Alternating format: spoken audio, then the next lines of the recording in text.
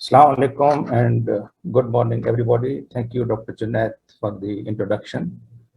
And I think we quickly go to the topic because we have short time. And this is a hot topic indeed, as you have said, managing the newborn babies with COVID-19, something which we never did before, but now we are doing it and gaining new experience about this new disease in newborn babies. Now, this is the COVID-19 virus, and that's what is creating the problem. And without going into further details about the virus itself, we know about that this is a single-stranded RNA virus, and that is the portion which codes for the spike proteins which protrude out of the virus. And this is the portion which we actually need for making vaccines. The spike proteins are very important because these are the areas through which the virus enters into the human cells, into the epithelial cells, using the acetylcysteine CoA E2 receptors. And these receptors are found in almost every tissue of the body. Sorry, angiotensin converting enzyme receptor 2. So these receptors are present in the respiratory system as well as in many other organs, including the placenta. So if the mother's blood has got viruses, theoretically, the virus can cross the placenta and enter into the blood of the baby. So there are three possible ways by which the virus can infect the baby. One is the perinatal transmission, intrauterine transmission, in which the virus can cross the placenta and enter into the fetal circulation and infect the fetus, or it can enter into the amniotic fluid. And that infected amniotic fluid is either inhaled by the baby or ingested by the baby, and that can infect the baby. The second mode of transmission is during delivery, when the baby can be infected by the secretions of the mother, by the blood of the mother, or by the feces of the mother. The third way is the transmission which happens postnatally, immediate postpartum period. It can be either by the respiratory secretions of the mother, or it can be transmitted from the healthcare workers, family members, and other people in the surroundings at the time of delivery or immediately after the delivery.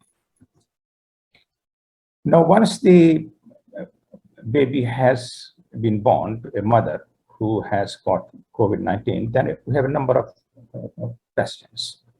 Whether the baby is positive or the baby is negative, and whether the baby needs any treatment or the baby does not need any treatment.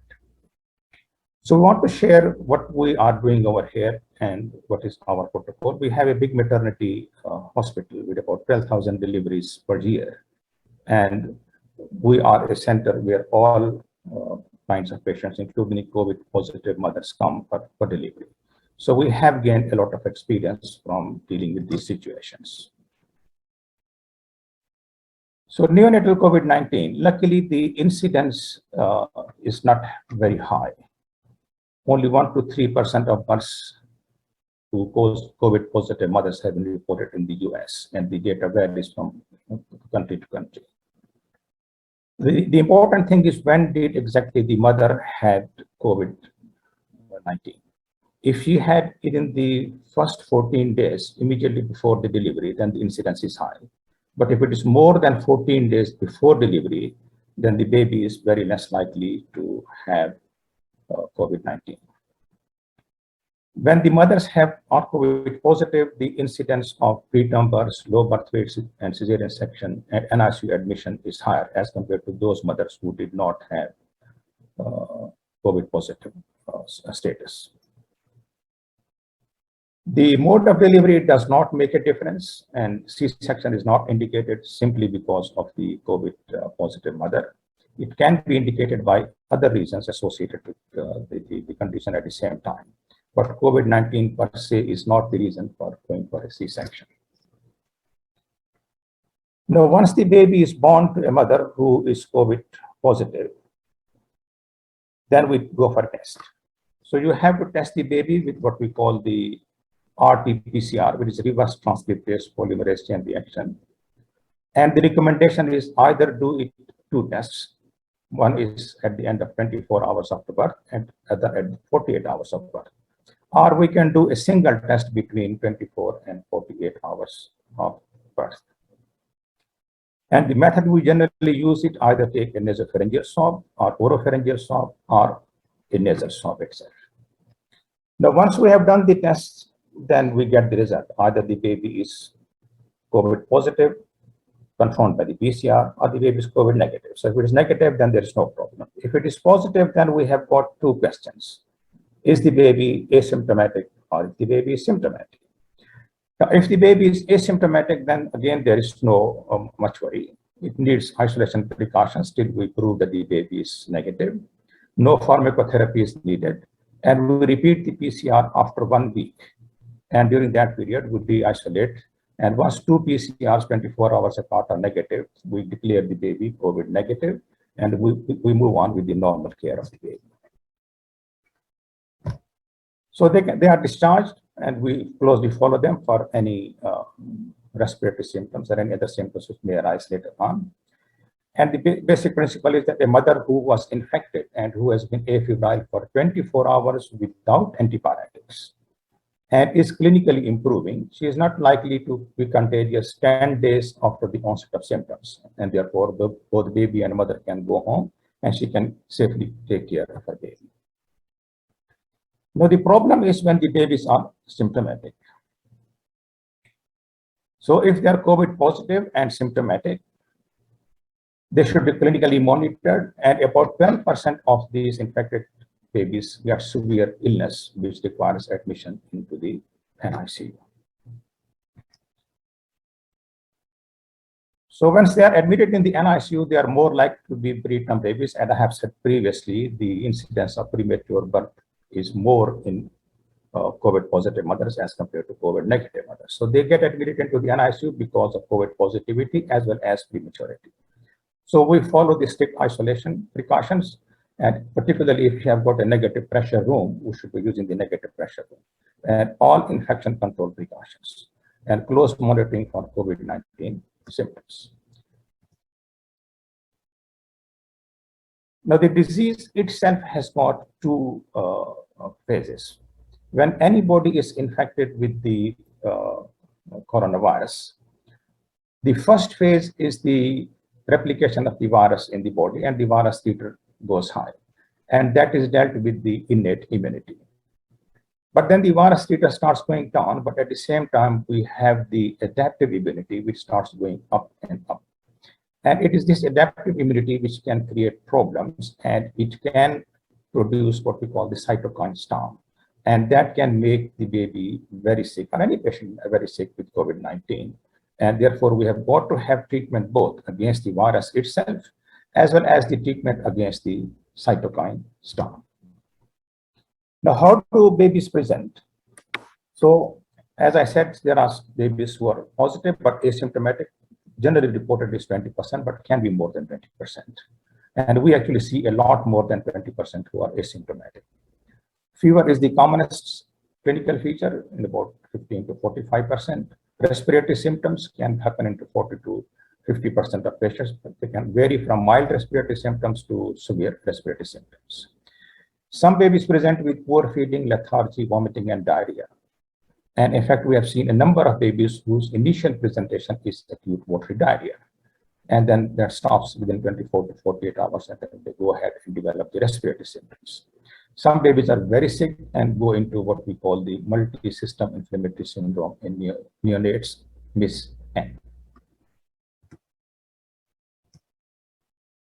Now, time-wise, as we normally classify neonatal sepsis into early neonatal sepsis and late neonatal sepsis, similarly, the neonatal COVID-19 is also separated into early onset neonatal COVID-19, which is between day 2 and day 7 of life, and the late onset neonatal COVID-19, which becomes symptomatic after 7th day of life.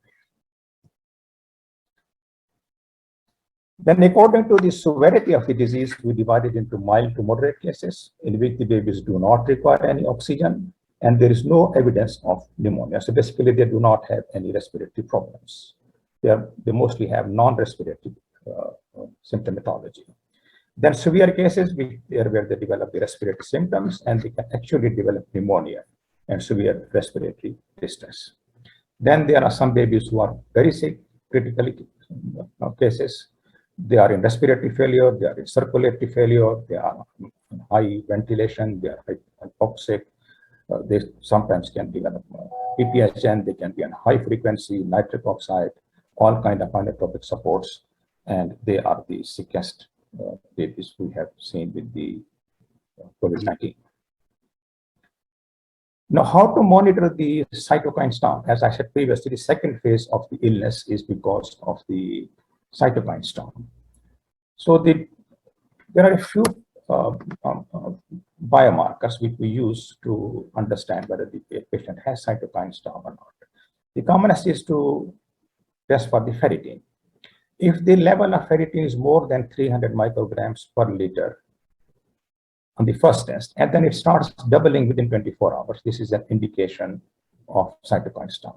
Or alternatively, if the first serum ferritin level is more than 600 micrograms per liter on presentation, and at the same time LDH is more than 250, this is also an indication of a cytokine storm.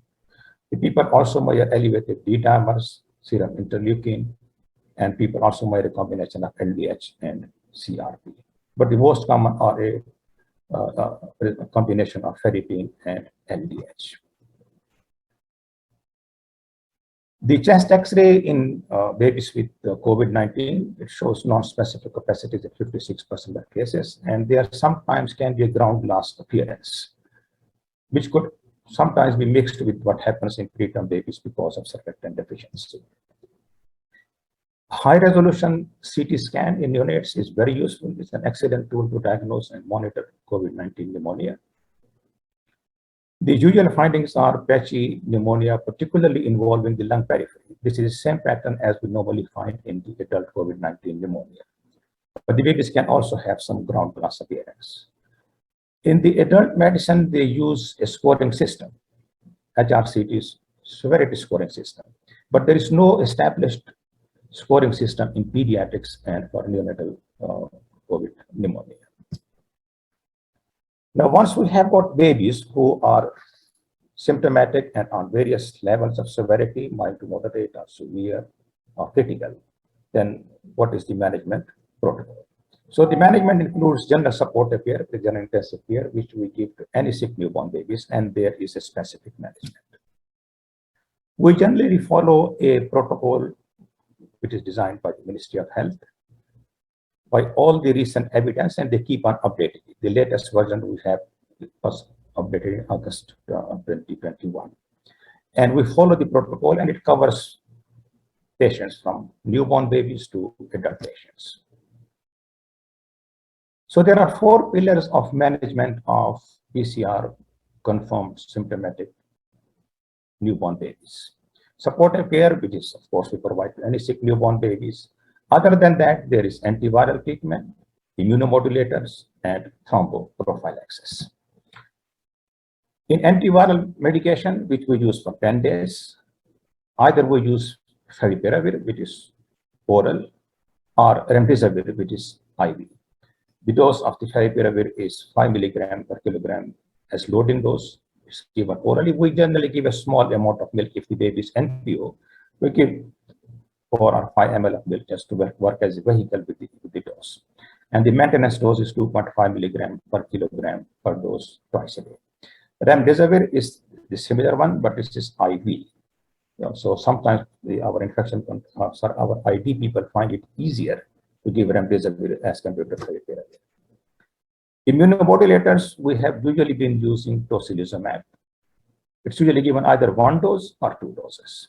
The dose is 12 milligrams per kilogram and repeated within 24 hours for a maximum of 2 doses. In the literature, there are mentions about the baricitinib, IV immunoglobulins, and systemic and inhaled steroids. We haven't used the first 2, but we do use the steroids. The recommended steroid to start with is hydrocortisone, which we start with 0.5 milligram per kilogram per dose every 12 hours for 10 days. But there are reports in which the people have been using dexamethasone and sometimes prednisolone and methylprednisolone as well. For thromboprophylaxis, there's a standard medication, enoxaparin, which we use as 0.75 milligram per kilogram per dose every 12 hours subcutaneously for a period of 10 days. And of course, we monitor the PT, PTT, INR, and other parameters to see the coagulability and bleeding tendency of the blood. Sometimes we also give them supportive pharmacotherapy in case the baby is taking oral feeds and is okay with the oral folic acid and oral zinc sulfate. It's a non-supportive treatment, non-specific treatment, and non-specific supportive treatment, and there is no evidence whether it works or not, but it's mentioned in the protocols. Now, how to treat the babies depending upon their severity. So mild to moderate cases, we start with the pharmacotherapy. Usually we give inhaled budesonide for any respiratory symptoms, and sometimes only favipiravir. We may or may not give enoxaparin, and usually we do not give enoxaparin for mild to moderate cases. If the patient is severe, has severe symptoms, then of course we give the full protocol. Of course, he's admitted into the NICU, standard pneumonia protocol for a general pneumonia. And in addition to that, we give favipiravir, remdesivir, systemic corticosteroid, actually hydrocortisone, tocilizumab, and enoxaparin. If the case is critical and looks like the baby has MIS-N, then of course we admit them in the NICU, start with the standard protocol of all the medications which I have mentioned previously, and give full intensive care and supportive care. And usually our approach is a multidisciplinary approach in these cases, where we, along with our ID team, along with the hematologist, along with the pulmonologist, we work as one single team, and on daily basis we discuss the patient and plan for the whole management for that day and for the whole duration. Now I'll just share our experience of two cases with the group. One is for the early onset neonatal COVID-19, which appears between day 2 and 7, and the second case is about late onset neonatal COVID-19 after day 7. As I said, early onset COVID-19, the patient can present with nasal congestion, flaring, loss of interest in feeds, and intolerance to feed, and diarrhea. We have seen babies with acute watery diarrhea, and then after 24 hours, the diarrhea starts becoming less, and then they start developing other clinical features, including the severe respiratory symptoms and circulatory failure. So this first case was a preterm 33 plus 3 days with a birth weight of 1.6 kg. His mother was COVID positive at the time of birth, and baby was COVID positive at 24 hours after birth. So in the first 48 hours, he went through the routine RDS prematurity with good response to surfactant, and then he started going to non-invasive ventilation. And then on day 3, again, he started worsening and then required increasing respiratory support. There was no response to an additional dose of surfactant, and it looked as if the baby has pneumonia on the X-ray. So we started him on the COVID-19 protocol, and then we started having his serial swabs. Of course, these serial swabs were taken later on, but they remained positive on day 1, as I mentioned previously, on day 6, day 13, day 20, and the first negative swab which we got was on day 27. So this is the constant pattern. These babies, once they become COVID swab positive, they remain positive for 3 to 4 weeks, and then they become negative.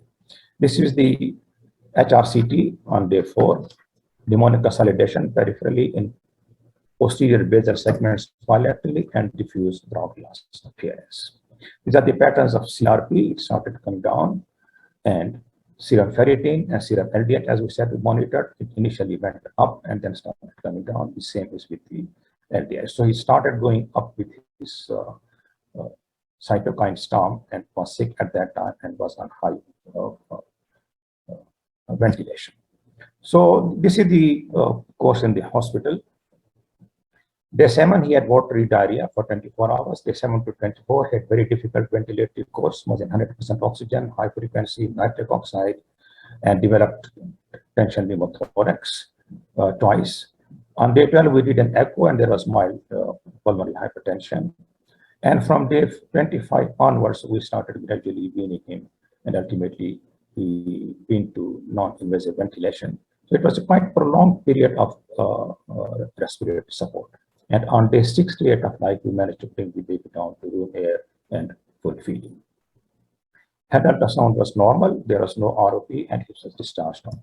And this is the baby who came 3 weeks after the discharge, completely normal, feeding and growing, and no respiratory symptoms, and looked developmentally appropriate for the age. The second is a case of late onset neonatal COVID. And again, these babies have mostly the respiratory symptoms. They can have apnea, respiratory distress, and can have feeding intolerance. The diarrhea is not as common in these babies as was in the early one, but we did see babies who have got diarrhea even in the late onset neonatal COVID. So this is again a 33-weeker with a birth weight of 1.6 kg. Both mother and father were positive at the time of delivery, and the baby was admitted in the NICU because of prematurity and low birth weight. Had initial surfactant deficiency RDS, which resolved very quickly, and within 48 hours, he was went to non-invasive ventilation. On day 5, he developed watery diarrhea, which continued for 2 days and then resolved on its own. But from day 7 onwards, he started having increasing respiratory distress and went back on full ventilation, initially on the SIPPV mode and then high frequency, 100% oxygen. And we did try 1 dose of surfactant, but there was no response. He developed PPHN on the echo. And when we started nitric oxide, it had an excellent response. And then we started him on full COVID-19 protocol. This was the X-ray, and this is the high-resolution CT scan on day 10 of life with bilateral patchy diffuse ground glass opacities. And these are the serum markers, serum D-dimer, ferritin, and LDH, and we can see that they started coming down as we went on with the treatment. So these markers can serve both as a mark for the severity of the disease as well as for the prognosis and the improvement in the condition of the baby. This is the NICU course of the baby. He remained COVID positive on day 1, day 14, and day 21, and the first negative test came on day 31. So we weekly do their COVID tests. And as I said previously, to our experience, they remain positive for 3 to 4 weeks, and after that, they become negative. So on day 14, he was weaned back to SIPPV, and on day 16, he was extubated to NIV, and then by day 18, went on to room air and full feeds. Unfortunately, this baby had bilateral PVL on the ultrasound, which was on day 33 of life. And we still don't know whether this PVL is causally related with the COVID-19 itself or not. Or it's simply because of the hypoxic respiratory failure this baby was in at the time he developed COVID pneumonia. We did confirm this with the MRI as well. This baby was discharged home on day 61, and we have yet to see him again in the follow-up clinic. Now, MIS-C, this is the most severe form in children, multisystem inflammatory syndrome in children, MIS-C. It's a novel condition following COVID-19 infection in children, and it is characterized by fever, elevated inflammatory markers, and high levels of both pro and anti-inflammatory cytokines. The reported median age of children with MIS-C is between 5 and 9 years. And there is a criteria to diagnose MIS-C. There is a criteria by the CDC. There are 4 items of criteria. And there's a criteria by the WSC with 6 items in the criteria. And all 4 criteria in CDC must be met, or if you're using the WHO criteria, or 6 criteria must be met. So I haven't put that in criteria over here because of the shortness of the presentation. But in practical terms, the same criteria applies to the newborn babies. MIS-N is the multi-system inflammatory syndrome in neonates. It has been reported in the literature, though it's much rarer than the symptomatic COVID-19 otherwise. The diagnostic criteria for MIS-C and MIS-N is the same, whether we use the WHO criteria or we use the CDC criteria. These are the usual clinical features of multi-system inflammatory syndrome in neonates, MIS-N. There's hypoxemia with pulmonary infiltrates, and they can develop pulmonary hypertension. As I mentioned, in both of our cases, they both had hypoxic respiratory failure. They required high-frequency oscillation. They required nitric oxide, and they did respond to that as well. They were always in 100% oxygen in the beginning, and of course, when they improved, they got better. And one of the babies, as I have mentioned, was also in severe circulatory failure, requiring full inotropic support. And there can be a number of other symptoms, but the respiratory failure and circulatory failure is the most prominent feature of this condition. Now, what is the long-term impact of neonatal COVID-19? They can have long-term effects of hypoxemia. So we haven't had yet enough number of babies to follow them for a long period of time. The only one baby I showed you is the one who came after discharge, and that looks okay. But the other baby, as I have shown you, has bilateral PVL. So we are expecting quite a difficult course in the post-discharge period for that baby, but we have yet to see and follow. So this is an area where we'll need to learn over the next few years when these babies become bigger and grow, and we need to assess them in the developmental clinic and come up with what happens to the long-term effects of COVID-19 and hypoxemia. They also have a predisposition to childhood asthma. They can have become chronic virus carriers. They can have vascular effects because of microthrombosis in their blood vessels, and they can have thromboembolic effects. So long-term follow-up of exposed neonates to assess the respiratory, cardiovascular, and neurodevelopmental outcome is warranted. And this is what we'll probably be doing in the next 3 to 5 years when these babies will keep on coming in our follow-up clinic. And I think that was the last slide. Thank you very much for giving me the opportunity to present on COVID-19 in newborn babies. Thank you very much.